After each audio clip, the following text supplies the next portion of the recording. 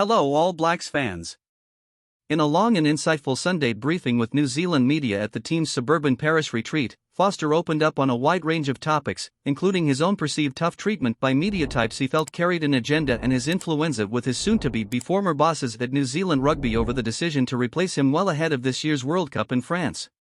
Asked about the blame game playing out in New Zealand around Barnes' role in another pivotal World Cup defeat, Foster called for perspective around how things actually played out on a tense night at Stade de France.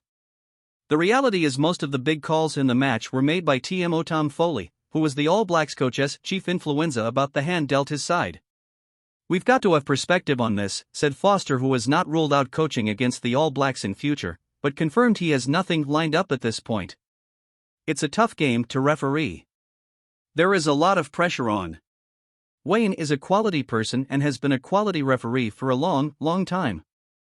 I didn't agree with a number of his decisions last night, but that does not change the fact he is a quality person and quality ref. We've got to own what we own. I think if you look at the issues in the game, many of them were outside of his control. I don't think we should blame Barnes.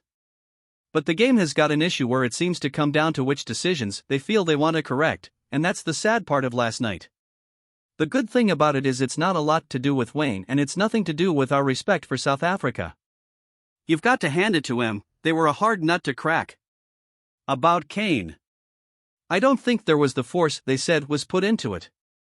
How do you classify someone who rushes in from 10 meters away off a line-out overthrow and has a head collision because he's gone in too high, with someone who just reacted with a half meter of space and hasn't brought that same degree of force to the tackle? That's where the game is so hard to get that combination right.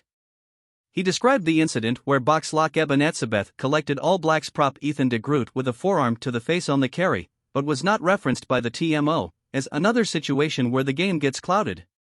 Foster called it the biggest issue facing the game and pleaded for the 20-minute red card to be approved. Do you agree with Foster? Subscribe to the channel so you don't miss any All Blacks news. Leave your comment below. Your opinion is very important for All Blacks. I'll be back soon with more news.